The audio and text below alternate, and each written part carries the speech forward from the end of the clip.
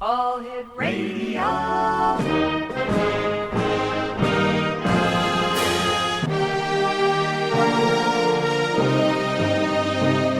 Welcome to the X Zone, a place where fact is fiction and fiction is reality.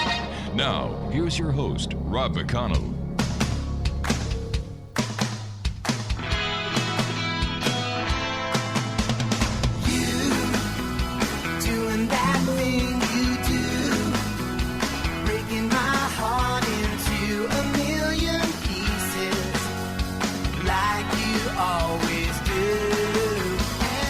And welcome back to the X Zone, everyone. I am Rob McConnell. And for the next 2 hours, I'm your host and your guide as together we cross the time-space continuum to this place that I call the X Zone. It's a place where people dare to believe and dare to be heard. It's a place where fact is fiction and fiction is reality. And the X Zone comes to you Monday through Friday from 10 p.m. until midnight, right here on your hometown radio, Classic 1220, and around the world on classic1220.ca. X Zone Nation, my first guest tonight is a lady I've had the pleasure of knowing a couple of years now. And we're going to be talking about the link between science and spirituality this hour.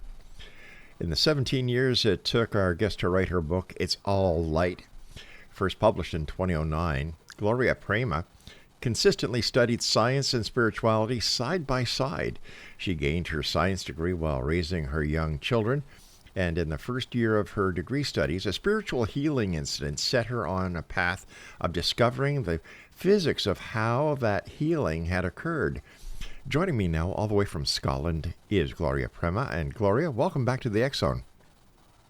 Oh, thank you, Rob. Thanks for having me back again. It's always and Happy New Year. Happy New Year to you, too.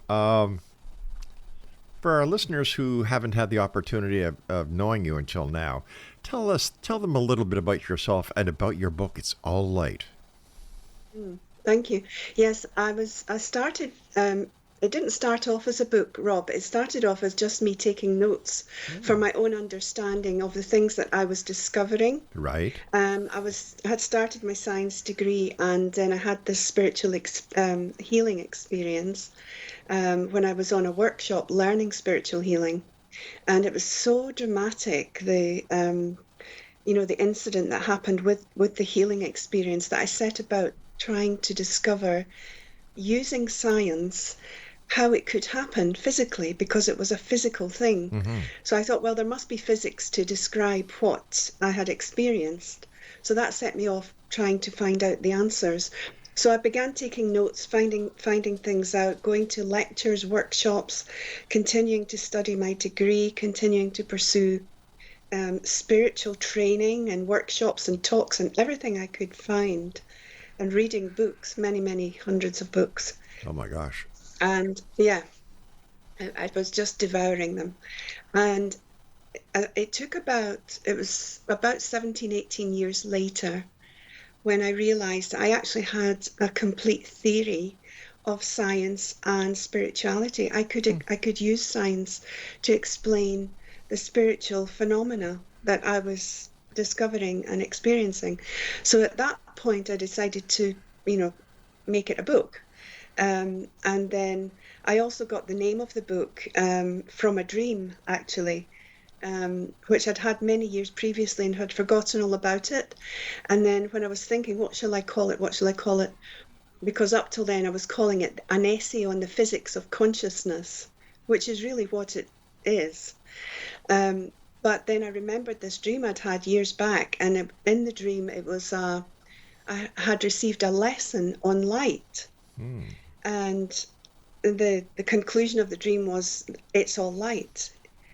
And so then I decided to use that as the title of the book, because that's really what it's saying. Now, so that's how it all came about. All right. Now, you said you had a spiritual healing. Can you tell us what that healing was and what a profound difference it made in your life? Well, I learned how to do the healing because when I discovered it, it felt so natural to me. So like, it was almost like a memory that I had forgotten and then I had remembered suddenly, like as if I had always known it. It was that kind of feeling. So I went on this workshop to learn how to do it. And then after that, I saw a client. She was a local lady, lived quite near me. She had fallen down a hole actually, and she had twisted her ankle. And she, been to the doctor in the hospital, and she was going to need physiotherapy for at least 6 months, he said. Ouch. And so she came for the healing because she was interested as well. And so during the healing experience, I always tune into white light. That's how I see it. And then it breaks down into colors. I see colors going in to the person, and then it finishes with white light, and that's till the session is finished. That works for me. Other people no doubt have their own way of doing it, but that's how it works for me. Anyway, I did this, and she didn't feel anything in particular at the time, but the next morning she called me and she said during the night she'd been awake with terrible pain in the foot, but she said in the morning when she woke up, it was like completely healed, as if Wow. it hadn't even happened. And so at the time I thought, well, okay, what the pain she felt during the night was probably all the ligaments and everything going back into place. That was my sort of reasoning for it. But the remarkable thing is that the next morning it was as if the accident hadn't happened. It was completely gone. It was completely healed. So that was very life-changing to me, as you can imagine. As a scientist, how did you feel? What was your first impression of how this might have happened? Well, I was still in fairly early days of my science degree, but I immediately thought, well, then there must be physics to describe what happened, because it was a physical healing that happened. That was the result, physical result. So I thought, well, there must be physics to describe what happened. That was my logical reasoning. Right. So that set me off again on a quest to discover the physics. What is matter actually made of, and how is it manipulated, and how can we change it? Exonation, our guest this hour is Gloria PREMA. Her website is itsalllight.co.uk. It's alllight.co.uk.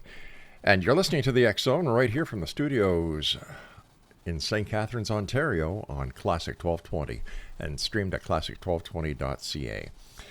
Gloria, what is your theory in a nutshell, and why is it unique? Well, as far as I'm aware, Rob, no one's come up with the same idea as to the fact that everything is made of light. But, okay, some people have said that, but I haven't heard any explanations of how it actually works in practice.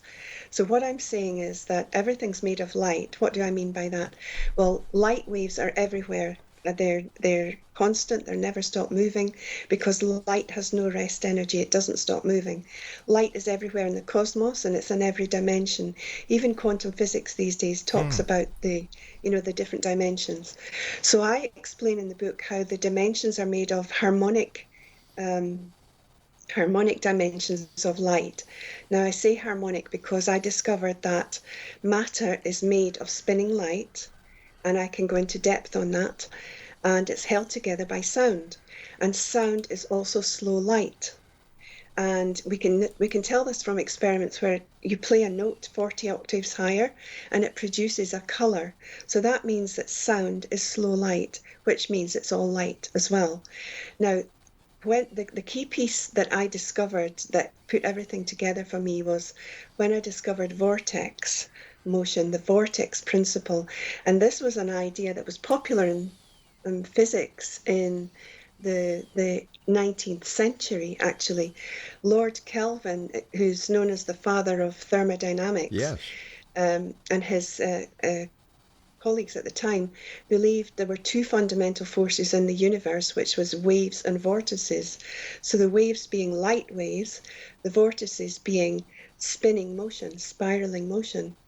The natural motion of light waves is spiraling, so that's spiraling along because they're in constant motion. Now, what I'm saying, and I think is what's unique about my theory, is that when the light waves encounter a sound template, they take their place in the template. They have no choice but take their place in the template, because the sound compels the construction of form. And we know this from experiments like cymatic experiments, for example, which there's lots of videos on YouTube that people can look up where you can see these experiments. And I did them myself in a lab, where you basically take a metal plate, scatter something on it like powder or sand, attach a frequency generator to the plate, and immediately a pattern forms, beautiful geometric patterns. And you can do this three-dimensionally as well, with forms and shapes, and they're constantly moving. And these experiments have been done since the 1950s, actually. So we can prove that sound compels the construction of form. So what I'm saying is these sound templates are everywhere in the universe, because, ancient yogic philosophies talk about the universe being like an orchestra, a harmony.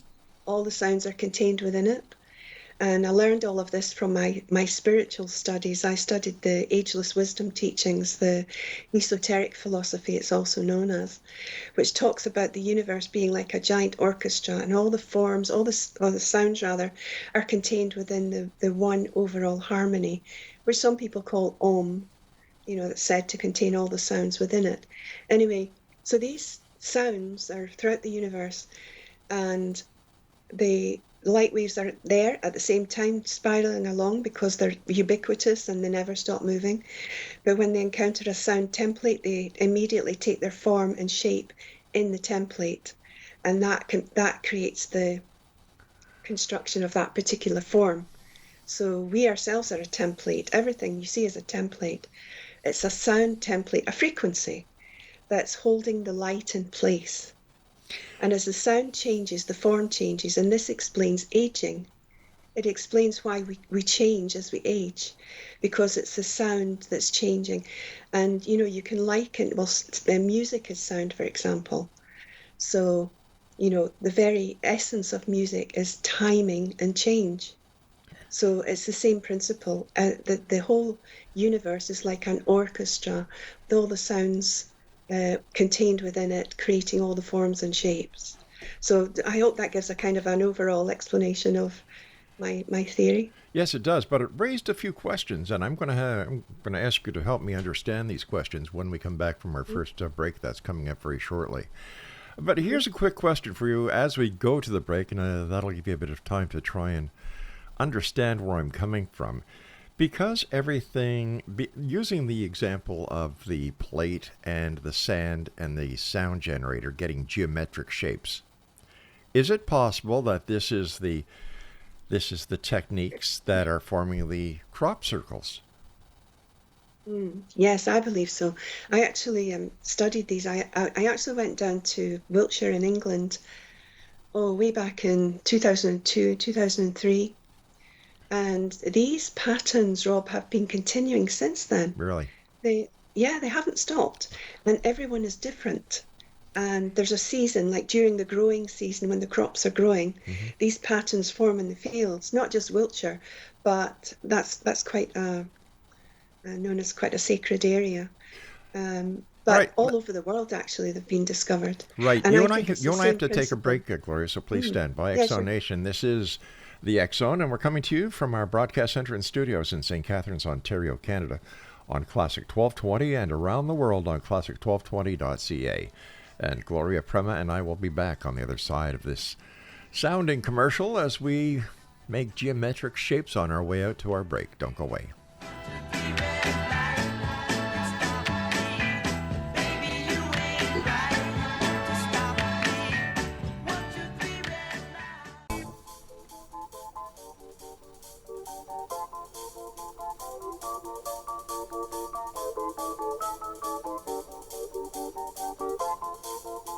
Blinded by the light, wrapped up like a douche, another runner in the night.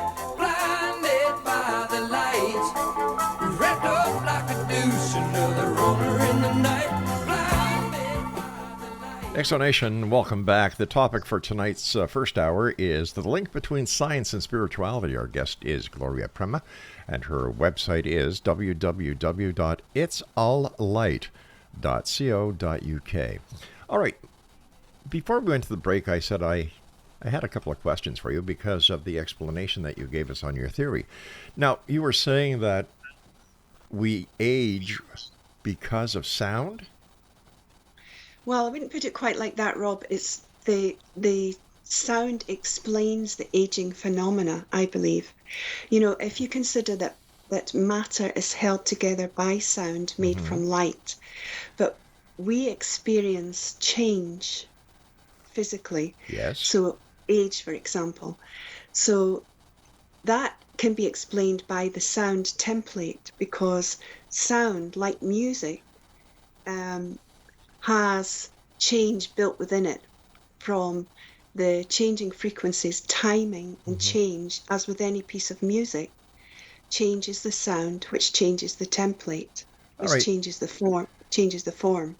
If it's that simple, why can we not reverse it and use sound to make us younger again?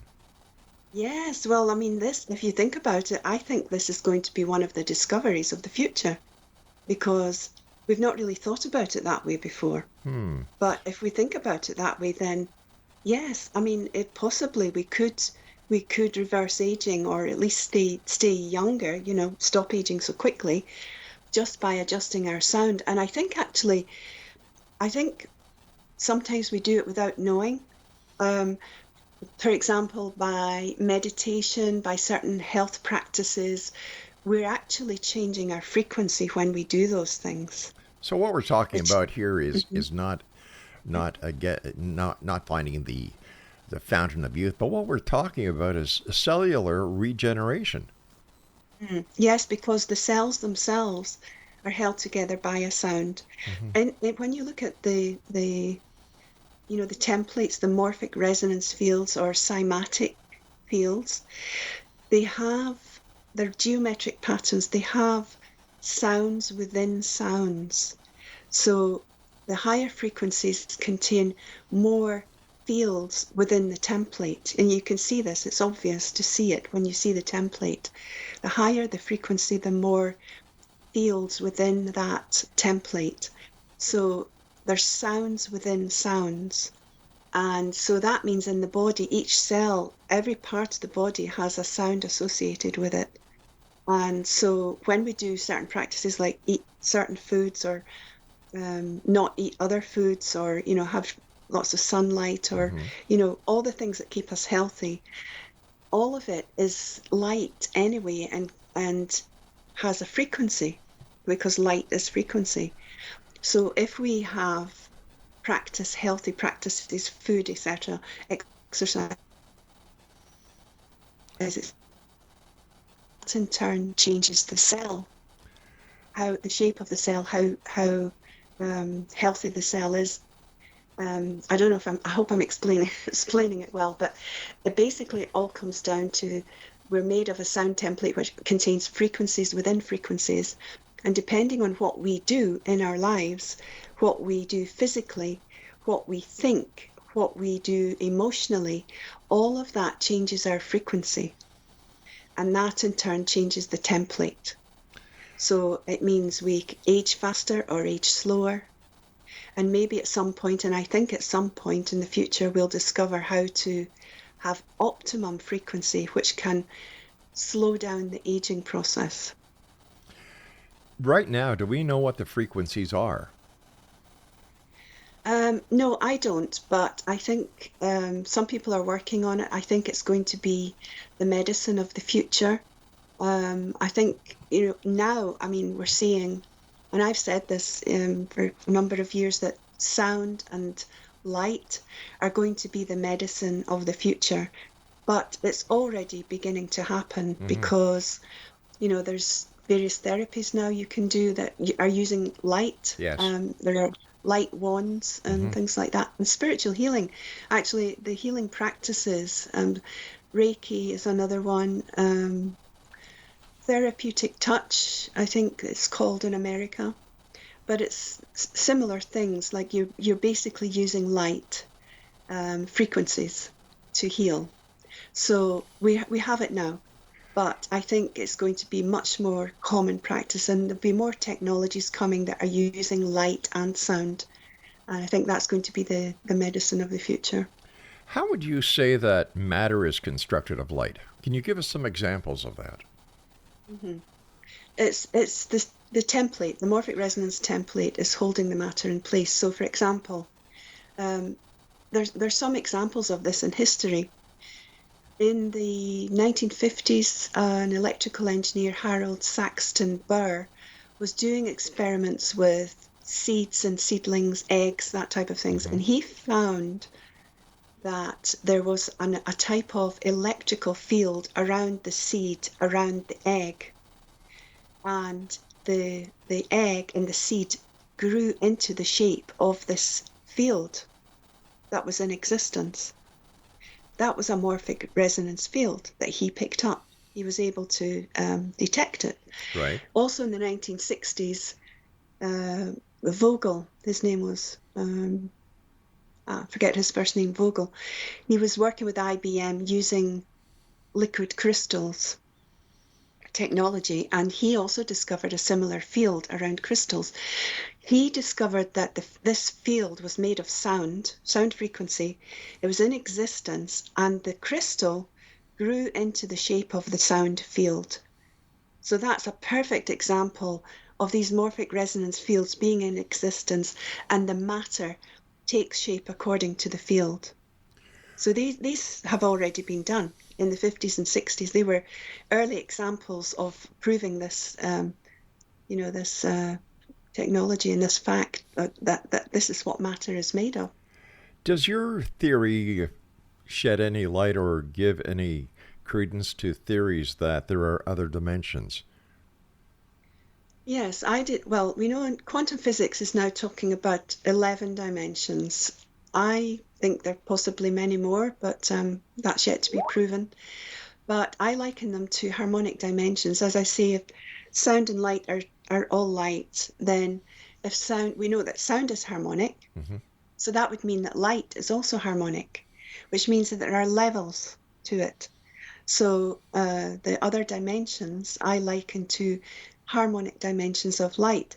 Now, for a long time it's been said we can't exceed the speed of light, but that's been disproven already. There's been experiments have been done. I quote these in the book of how you can send information or music. A piece of music was sent at 14 times the speed of light, and so we've already proven there are faster speeds of light. Well, so, we're already using the speed of light when it comes to optics. Yeah. So beyond the speed of light, there are, faster speeds, and I'm calling these the harmonic dimensions. Mm-hmm. Because if sound is harmonic, as we know, that means that light would also be harmonic, because sound and light are both light, as I already explained. So the other dimensions that quantum physics speaks of, I'm calling harmonic dimensions of light. In this 3D reality that we live within is the speed of light that we know. Right. But we've demonstrated you can go faster than that. So there's a jump between dimensions where you jump into the next speed, and the next speed would be possibly 2 times the speed of light, say. That's still to be worked out, but it could be 2 times the speed of light. So then that would be the other dimension, which would be invisible to us in this dimension because we're not tuned into it. We're not tuned to that frequency. You only see and hear what you're tuned into. I use the analogy of a radio or a TV. You change the dial, change the channel. Right. You pick up a whole different picture or a whole different sound. Well, and they're all right here in the same space. That's very simple. It depends on the frequency you're tuned to. It's very simple to demonstrate because the frequency we're on here is 1220 AM. If you go off to 1220 in either direction, you're going to lose our frequency. Exactly. Yeah. Mm-hmm. Yeah. How does this relate to near-death experiences then? Well, I have a whole chapter of that in the book. I studied that subject because I felt that was a very important part of the whole thing, because it gives some proof of the other dimensions. It's a subject now that's, it's all over the internet. It's been known about for a long time, but before the internet, people didn't really have a way of sharing it, except for the occasional book. But, there's so much of it now. And Yeah. with the latest medical equipment and everything, they can bring people back now that they couldn't, in the past. So this happens quite a lot, actually. And there've been a number of studies done, but what they seem to demonstrate, they all seem to have commonalities. The person passes over, and they immediately find themselves usually above their body. Then they see a pinprick of light in the room, and it becomes bigger, and they feel drawn into it. Mm-hmm. Now, to me, this is also an explanation of a vortex, because a vortex is light that draws everything into it. Right. So I think the vortexes themselves are gateways to the other dimensions. But anyway, they feel themselves drawn into it, then they suddenly find themselves in a different reality. The reality they find themselves in, and this is very common, they come back and they say the same thing, that the other reality is reality. This reality is the dream. This is very commonly reported. I know it's reported, but can it be proven? Mm-hmm. Well, there is some proof actually of the fact that these people are having this experience. And the one I quote in the book, I found very fascinating. And a lady who had brain surgery, she wasn't really expected to live through it, something like a 12% chance of recovery. But anyway, she did come back, and she had a near-death experience. And she left her body as soon as had a brain aneurysm, so they had to open her skull. As soon as they started to open her skull, she popped out of her body. She was immediately above the surgeon. Mm-hmm. She saw everything that happened. She heard everything that was said. And then after a while, she felt herself drawn into the light, and then found herself on the other, this other place where she met relatives who were deceased.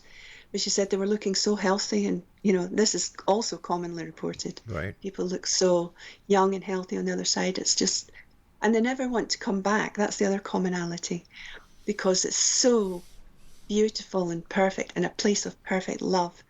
They never want to come back, but they're often told they have to come back because they may have some unfinished work. Anyway, this is what she was told. Well, But we have to take coming it. back, We have coming to back. hold Sorry, on, Gloria. just- Gloria.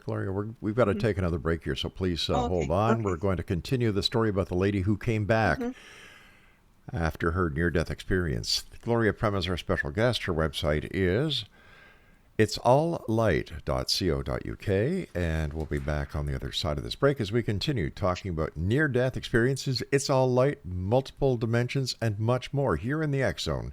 Because this is a place where people dare to believe and dare to be heard, Monday through Friday from 10 p.m. Eastern until midnight, right here from our studios in St. Catharines, Ontario, Canada on Classic 1220 and around the world on classic1220.ca. Don't go away. By the light, wrapped up like a douche, another runner in the night, blinded by the light, wrapped up like a douche, another runner in the night, blinded by the light.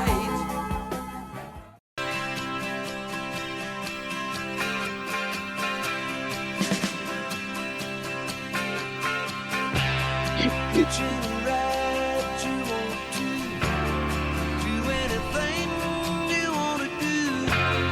Just keep riding your way. Take anyone you want to, long as I can hear from you. And welcome back to the X Zone. I'm Rob McConnell. We're coming to you from our broadcast center and studios in St. Catharines, Ontario, Canada on Classic 1220, streamed on classic1220.ca around the world. Gloria PREMA is our special guest. We're talking this hour about the link between science and spirituality. And Gloria, before we went to the break, you were just going to tell us about this lady who had brain aneurysm. As soon as they started the operation, she popped out of her body. She was watching overhead, saw what the surgeon was doing, had a typical out-of-body experience, came back, and what happened once she came back?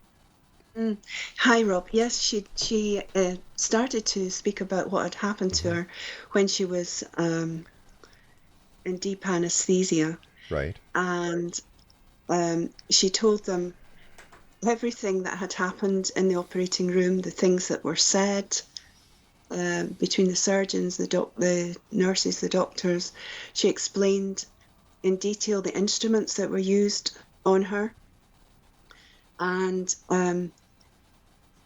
they investigated this because she couldn't possibly have known these things. At the time when she saw these things, she was in deep anesthesia. Her body had been cooled, to very low temperature. Right. She had, her eyes were covered. She had devices in her ears that emitted a signal, and so she couldn't have seen or heard anything. And this was, the surgeon reporting. She couldn't possibly have seen or heard anything, but she described everything in detail because she said she saw it from above. Everything they did, everything they said. So, they took it seriously. And I actually saw this on a documentary many, many years ago.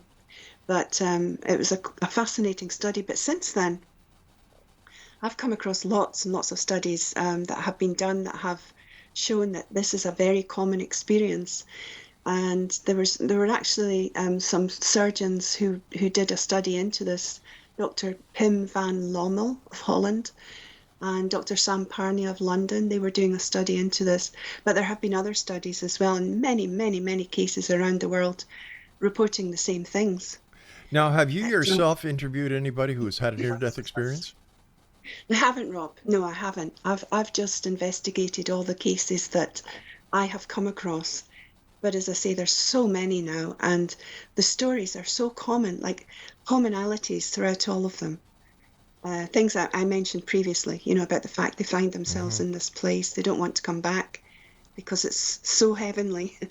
They meet deceased relatives. They very often told things from the relatives that they come back and report, and then the family are able to verify things that, they shouldn't have known. There's lots of... Yeah, I know ways. there's lots of information out on the internet. We've had a number of people here on the show who have actually had near-death experiences. That's why I asked you if you yourself had gone and actually talked to somebody during your research who had a near-death experience. But I understand that you... Okay. No. Now No, let me ask you, how do your theory explains healing effects, especially distant healing? Well, as I explain in the book, everything is light. It's everywhere, and light is ubiquitous. It never stops. It's what we're made of, in essence, what everything is made of. And I equate consciousness with light because consciousness is everywhere and light is everywhere. And when you send healing, for example, what you're doing is you're making an intention.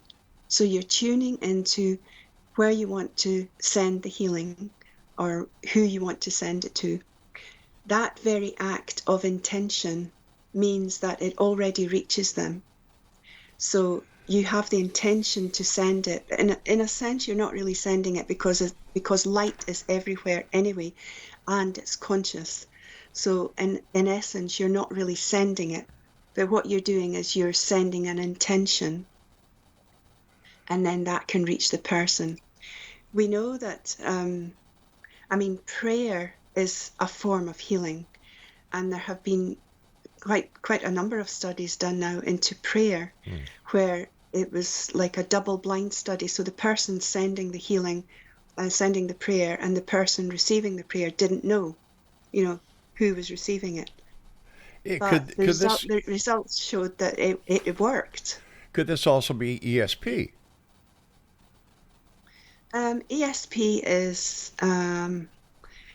Yes, I mean, it's a very similar thing because with ESP, what you're doing is you're projecting consciousness.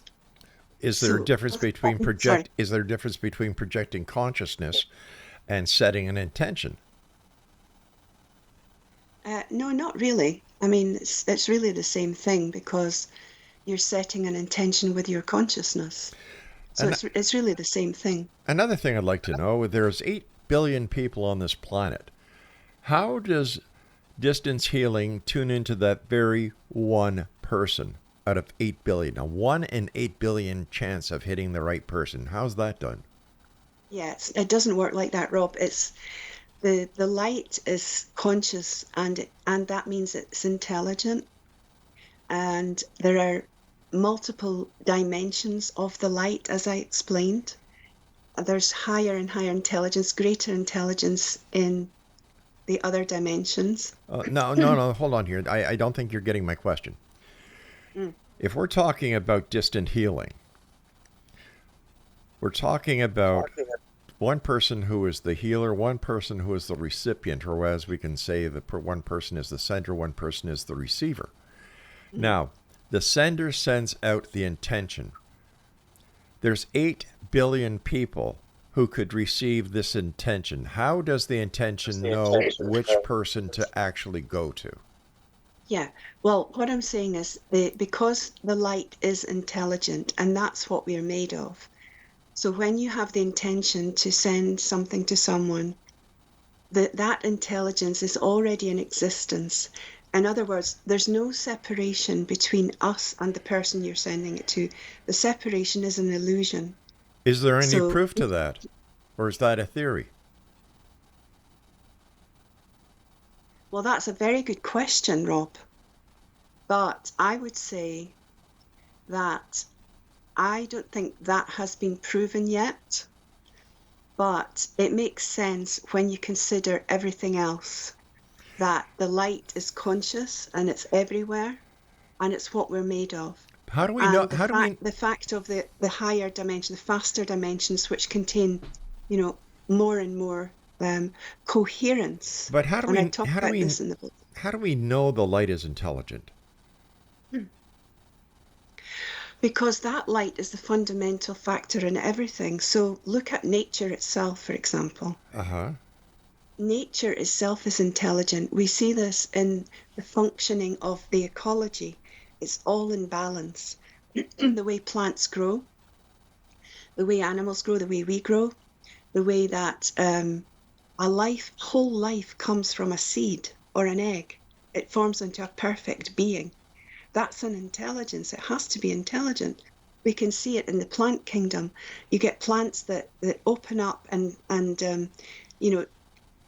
make themselves look like an insect so that an actual insect will come and land on them and fertilize it. That's an intelligence. So we see it everywhere in nature. It's everywhere. Right. We ourselves are intelligent. I understand that. Mm. But how do we know and how can we prove that light itself is intelligent? Or is this a theory? Because it's what fundamentally everything is made of. Now, once again, is this a theory or has this been scientifically proven? Okay. Well, okay. I would say no.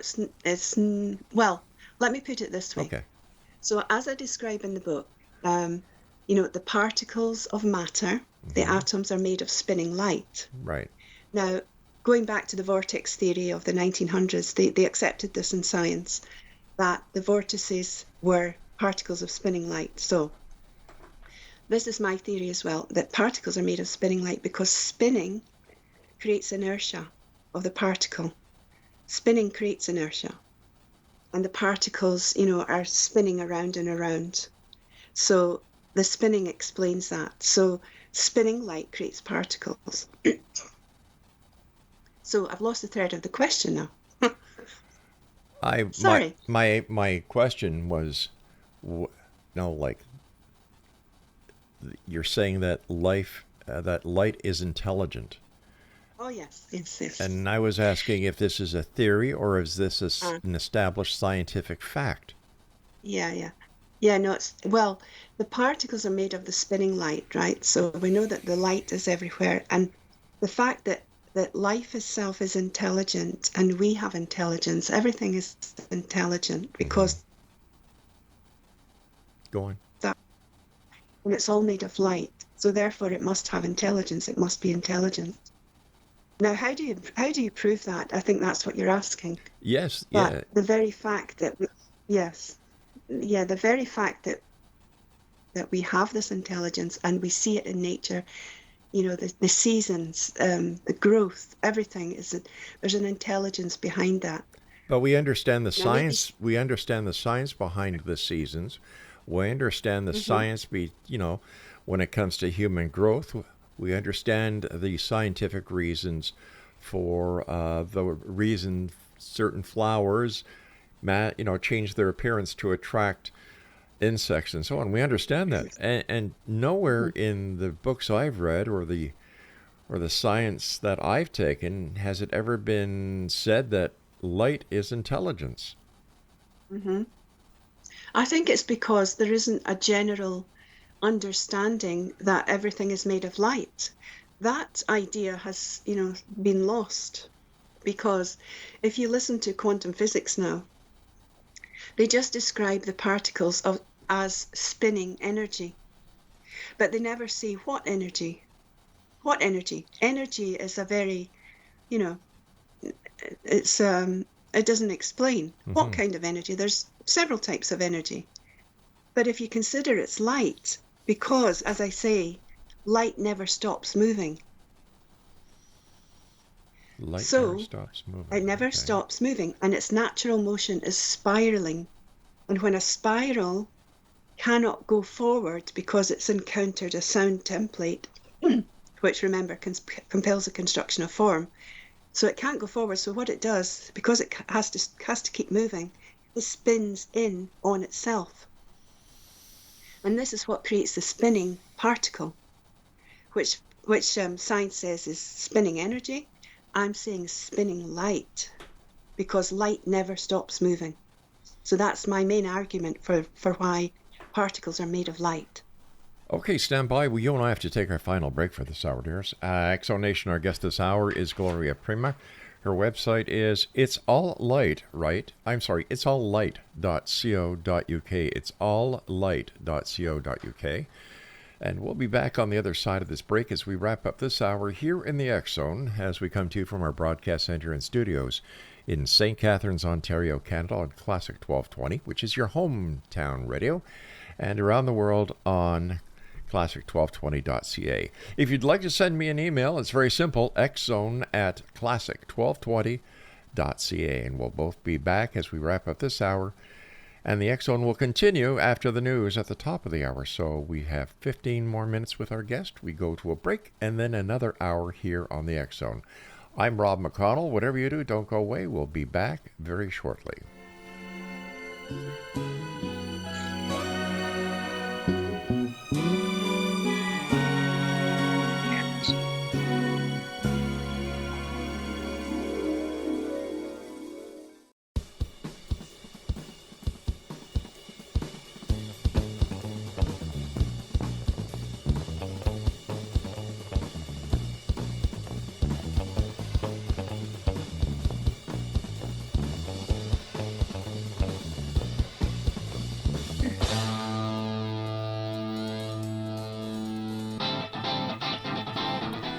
Welcome back, everyone. This is the X Zone. And GLORIA PREMA is our special guest. And GLORIA, I want to thank you so much for coming on. But every time we talk, I get more and more questions. When you're saying that light is intelligent and that light never stops, how do we explain when it's dark and there is no light? Yeah, it's the darkness. I explain, for example, the dark matter of physics, which, physicists speak about. They believe it makes up maybe as much as 90% of the universe, but they don't know what it is. But I explain it as light. It's also light that we're not tuned to. Remember, I mentioned earlier about the Frequencies. tuning analogy of a radio or a TV. So when you tune to a different frequency, you see and hear something different. So it's the same principle. So I'm saying that the dark matter or any darkness is just the you're tuned to a different frequency. You're not tuned to that frequency. Does that help? When it's dark outside, let's say you go to a place where it's pitch black. How do you explain that? Is it because we're not tuned to a frequency that would actually show us that there is light? Yeah. Yes, I mean, there is actually light there, but we're not tuned to it. So we have, in this dimension, we have the sun rising and setting. So we have light and dark. Excuse me. But you can have an experience in the darkness of night that you can see the light. So, for example, somebody may have an experience of an out-of-body experience, or they may have a visitation or something like that. So suddenly there's all this light in the darkness, and it simply means that they have temporarily tuned to a different frequency. Or it can mean that something that's visiting can have lowered their frequency and be seen. I think this explains a lot. For example, UFOs, for example, I think that's possibly how it's done, how they can appear and disappear suddenly. It's a changing of the frequency.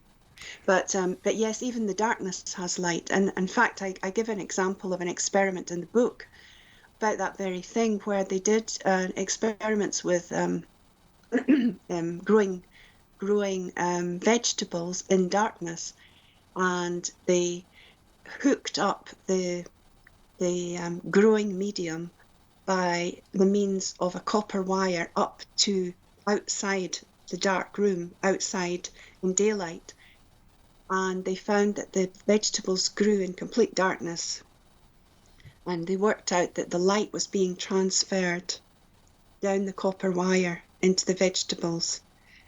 I mean, I know it's hard to believe, but this was an experiment that was done.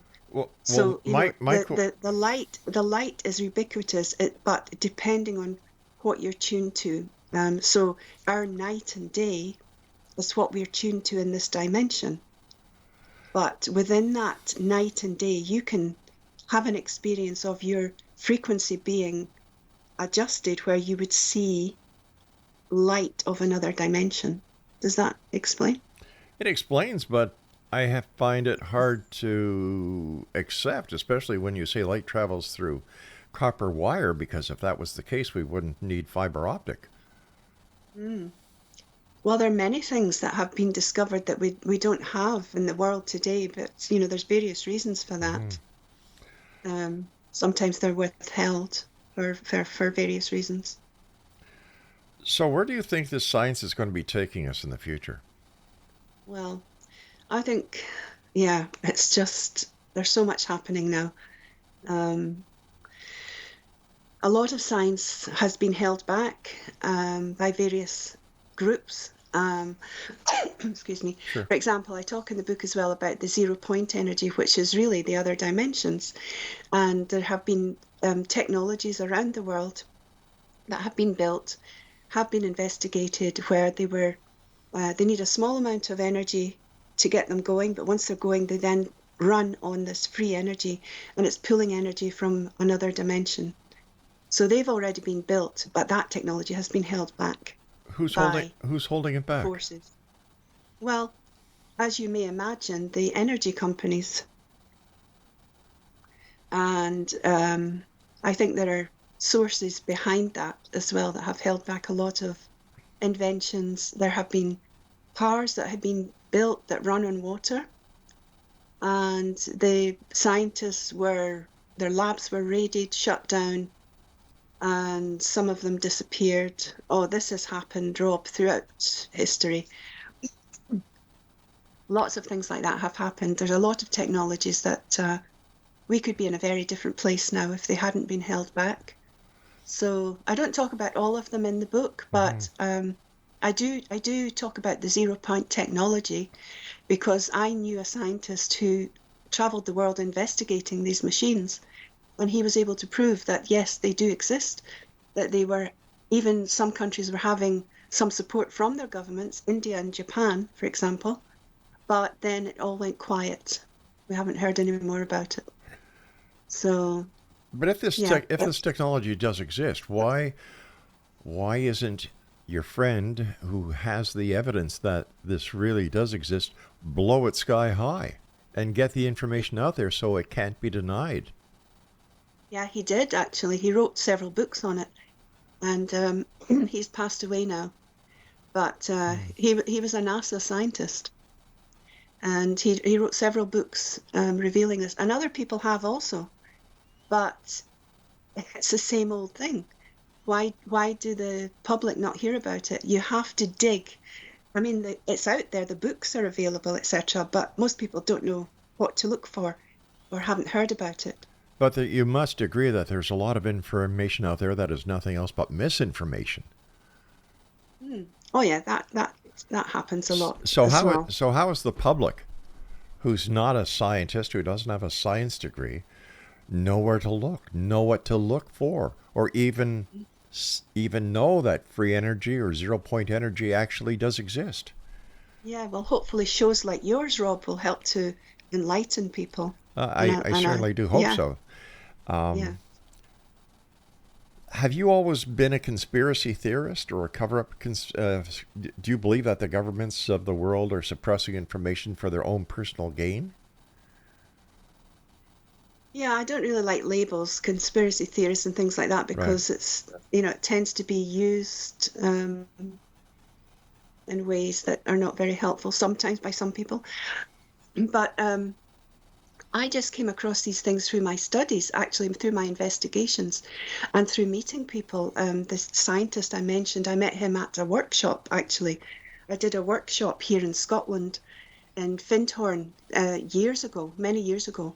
And that's where I met him. And he was touring the world doing talks. When you open yourself up to wanting to know more, wanting to know how things work, then you're led, you seek out knowledge through books or workshops or talks, or somebody might mention something to you, Mm-hmm. and that sets you off on a path. And that's what happened to me. It was like a snowball effect. I mean, one book led to another book, led to a talk, led to a workshop. That was what it was like for all those years. I just couldn't get enough of it. It was all coming to me. There was so much. Yeah. So I think it's a case of, if somebody has like just an inkling, or just, what's this all about, then it may set them off on a path of discovery and education, just wanting to understand how it all works. And then they're led, from one thing to another, and eventually it all comes together. That's what happened for me. As I say, it took a long, long time, but I was able to put all the pieces together of all the things I was learning. What do the members of the scientific community, your colleagues, say about your theories? Well, I don't really interact a lot with them, but when I've that scientist I was telling you about, he had his own journey to go through, and he was it suffered quite a lot, actually, because he was, wanting to know the truth about things, and he discovered things, I think, by accident, but that led him on a path to discover more things, and that can make some people uncomfortable. That can sometimes happen. So it depends on, what you feel is the truth of reality. Mm-hmm. And if there's more to learn than what we encounter in everyday life. And for me, I have a very inquiring mind. Like, I like to know how things work and why they work. And so for me, that was a natural progression of my science degree, if you like, because that gave me the basics of science. But then I was having I had the healing experience. Right. And then that led to other things, discovering other things through books, through other authors. And, it was just a wonderful time. It was just like a great revelation to me. And then eventually I was able to put all the pieces together and discovered a lot along the way. And I discovered amazing work. But it's all available if people look for it. It's actually out there. Yeah, but my question was, what do other members of the scientific community say about your theories? Mm. Well, sorry, I kind of got off track. Yeah, this scientist I was telling you about, yeah, I just had the beginnings of my theory then, and he was supportive. But how about other members of the scientific community?